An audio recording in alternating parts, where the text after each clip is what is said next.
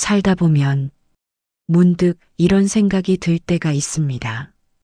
왜 이렇게 사는 게 힘들까? 내 인생은 왜 이렇게 고단할까?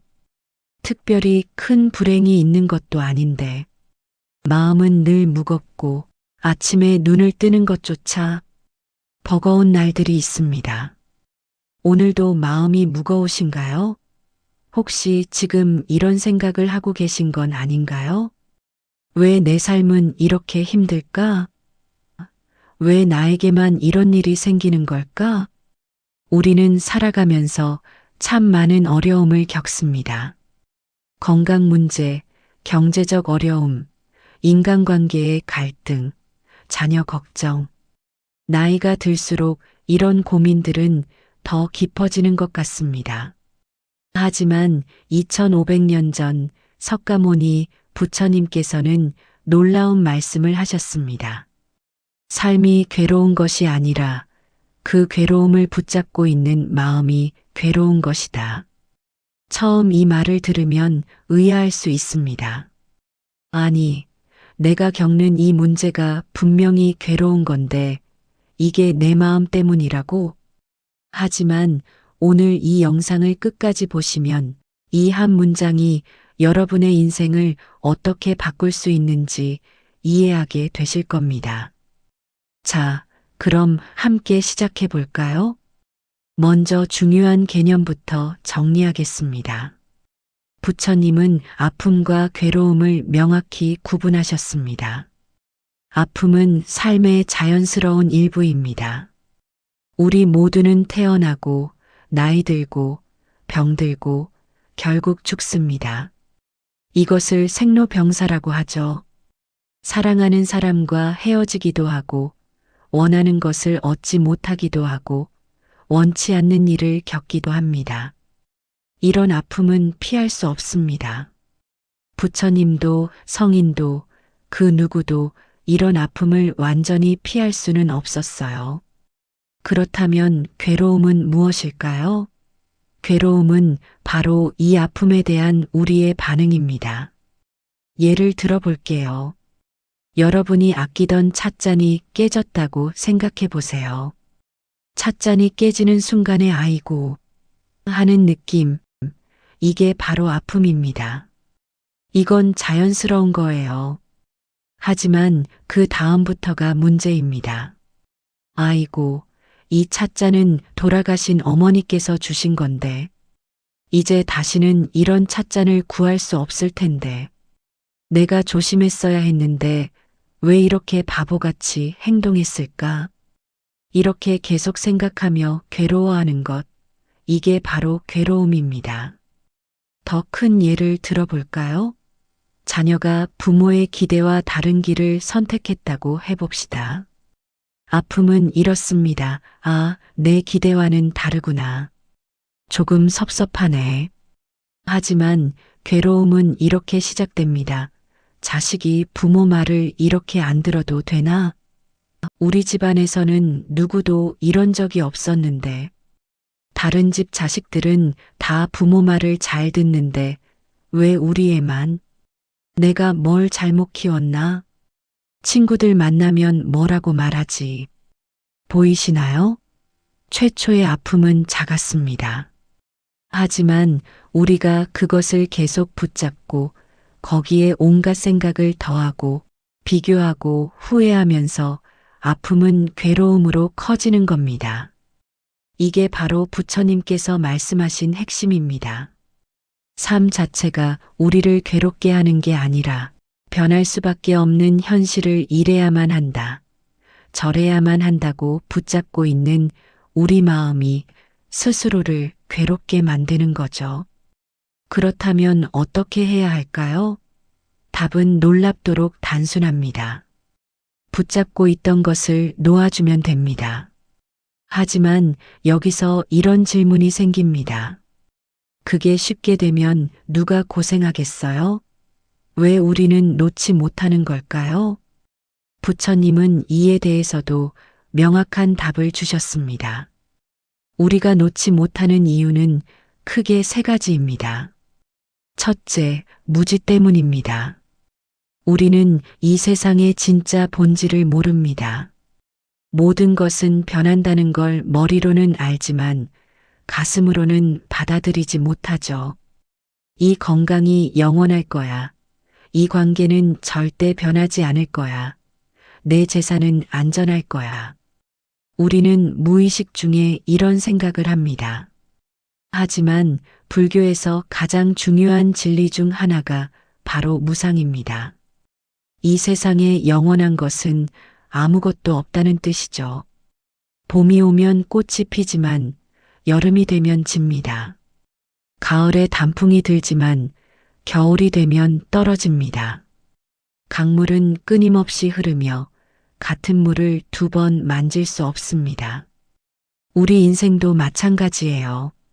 젊음도, 건강도, 재산도, 명예도, 심지어 우리의 생각과 감정까지도 끊임없이 변합니다. 이 진리를 모르기 때문에 우리는 변하는 것을 붙잡으려고 애쓰며 괴로워합니다. 둘째, 집착 때문입니다. 우리는 좋은 것은 영원히 갖고 싶어 하고 나쁜 것은 절대 겪고 싶지 않아 합니다.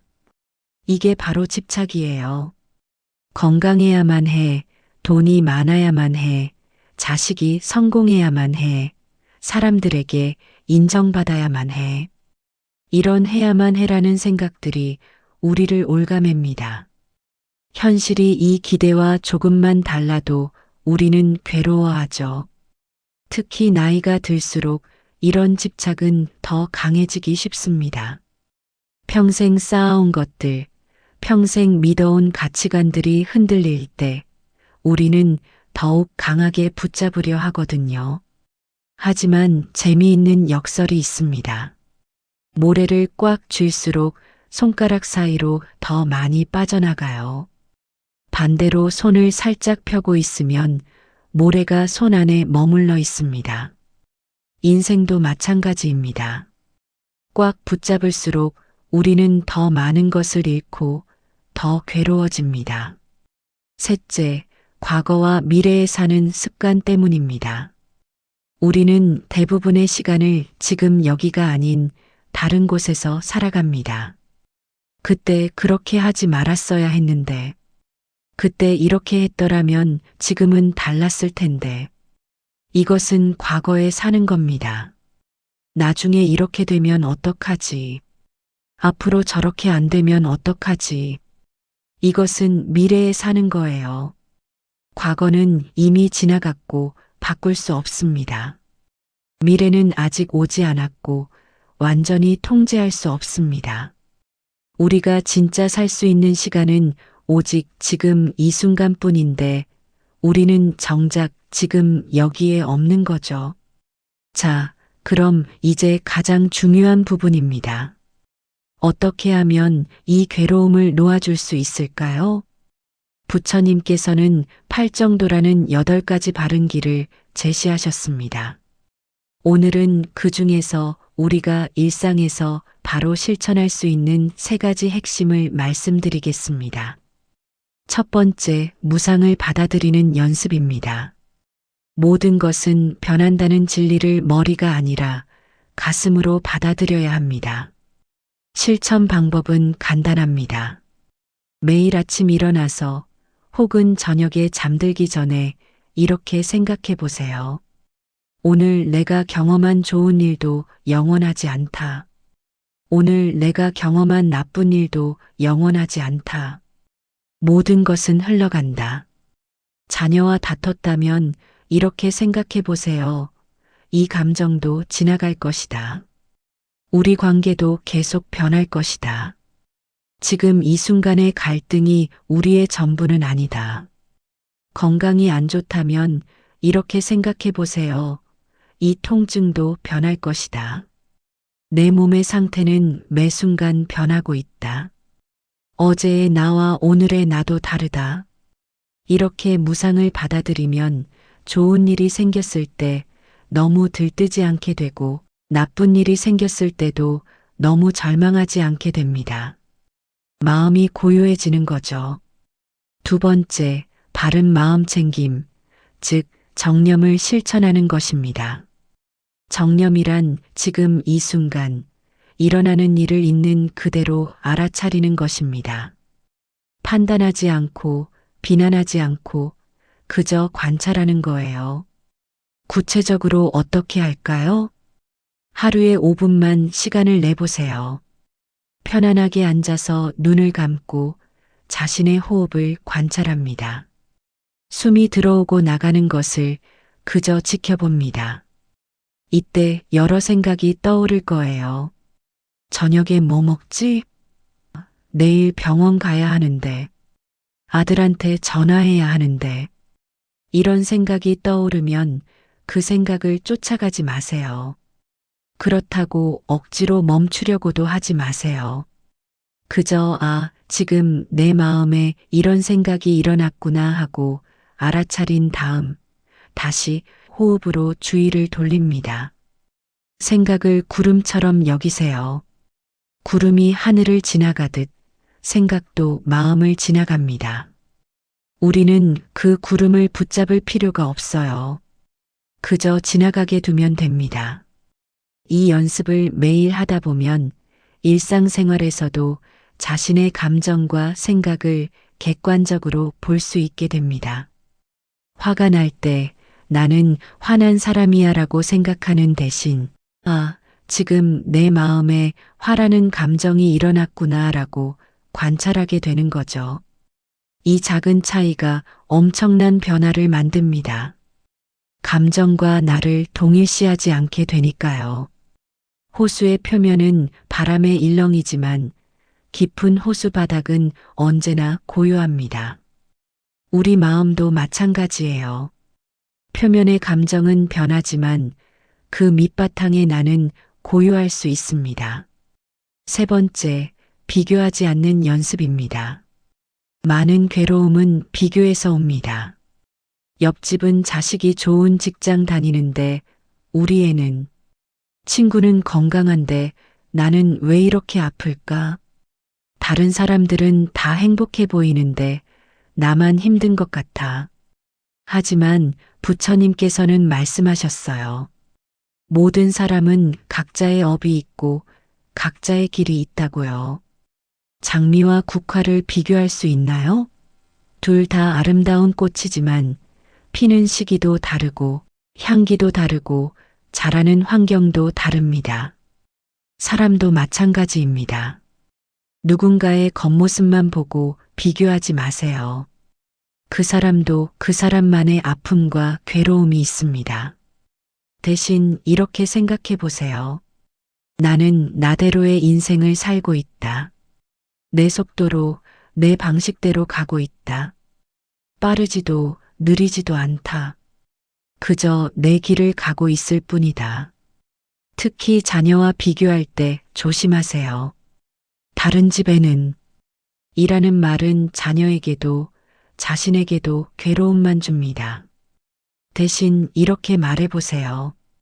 우리 아이는 자기만의 속도로 자기 길을 찾아가고 있구나. 나는 그저 옆에서 지켜보고 응원하면 되는구나. 자, 그럼 이 모든 것을 실제 삶에 어떻게 적용할까요? 구체적인 예를 들어보겠습니다. 건강이 예전 같지 않을 때, 아픔은 무릎이 아프네. 예전처럼 움직이기 힘들구나 이고. 괴로움은 왜 나만 이렇게 아플까? 이제 아무것도 할 수 없겠네. 나는 쓸모없는 사람이 되는 거야. 라고 하는 것입니다. 대신 이렇게 생각해 보세요. 내 몸이 변하고 있구나. 이것도 자연스러운 과정이야. 예전처럼은 안 되지만 지금 할 수 있는 것들이 있어. 천천히 내 속도에 맞춰 살아가면 돼. 자녀가 연락을 자주 안 할게. 아픔은 요즘 아이가 전화를 잘 안 하네. 조금 섭섭하네 이고. 괴로움은 내가 뭘 잘못했길래. 다른 부모들은 자식이랑 잘 지내던데 나만 버림받는 건가 하는 것입니다. 대신 이렇게 생각해 보세요. 아이도 바쁘게 자기 인생을 살고 있구나. 연락이 뜸한 것과 나를 사랑하지 않는 것은 다른 거야. 아이는 자기 방식으로 나를 생각하고 있을 거야. 경제적으로 어려움을 겪을 때 아픔은 돈이 부족하네. 걱정되네. 가 되고 괴로움은 평생 일했는데 왜 이 모양일까? 남들은 여유롭게 사는데 나는 실패한 인생이야. 라고 하는 것입니다. 대신 이렇게 생각해 보세요. 지금은 어렵지만 이것도 변할 거야. 내가 가진 것에 감사하자. 건강이 있고 먹을 것이 있고 잠잘 곳이 있다. 많지는 않지만 없지도 않다. 보시죠? 똑같은 상황이라도 우리가 어떻게 받아들이느냐에 따라 아픔으로 끝날 수도 있고 괴로움으로 커질 수도 있습니다. 핵심은 이겁니다. 상황을 바꾸려 애쓰지 말고 상황을 대하는 마음을 바꾸세요. 삶에는 피할 수 없는 아픔이 있습니다. 태어나고, 늙고, 병들고, 죽는 것, 사랑하는 사람과 헤어지는 것, 원하는 것을 못 얻는 것. 이런 아픔은 인생의 일부입니다. 하지만 괴로움은 다릅니다. 괴로움은 이 아픔을 붙잡고 거기에 온갖 생각을 더하고 비교하고 집착할 때 생깁니다. 그리고 이 괴로움은 우리가 선택할 수 있습니다. 놓아줄 수 있습니다. 삶이 괴로운 것이 아니라 그 괴로움을 붙잡고 있는 마음이 괴로운 것이다. 이 말씀은 우리에게 두 가지를 알려줍니다.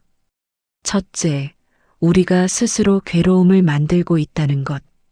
둘째, 그렇기에 우리가 스스로 괴로움을 끝낼 수 있다는 것. 이것은 놀라운 희망의 메시지입니다. 오늘부터, 지금부터 한번 해보세요.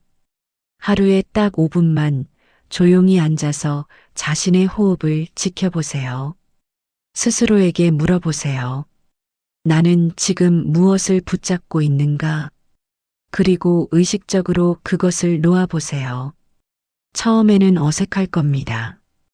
익숙하지 않을 거예요. 하지만 매일 조금씩 연습하다 보면 어느새 마음이 가벼워진 자신을 발견하게 될 겁니다. 우리에게 남은 시간이 얼마나 될지 모릅니다. 하지만 한 가지는 확실합니다. 남은 시간을 괴로움 속에서 보낼 것인가, 평온함 속에서 보낼 것인가는 우리가 선택할 수 있다는 것. 여러분 모두 괴로움을 놓아주고 평온한 마음으로 매일매일을 살아가시길 진심으로 바랍니다. 오늘 영상이 여러분의 마음에 작은 평화를 선물했기를 바랍니다. 영상이 도움이 되셨다면 구독과 좋아요 부탁드립니다. 그리고 댓글로 여러분의 생각을 나눠주세요. 여러분은 어떤 괴로움을 놓아주고 싶으신가요? 다음 영상에서는 화내지 않고 마음을 다스리는 법에 대해 이야기해 보겠습니다. 시청해 주셔서 감사합니다. 오늘도 평안하세요.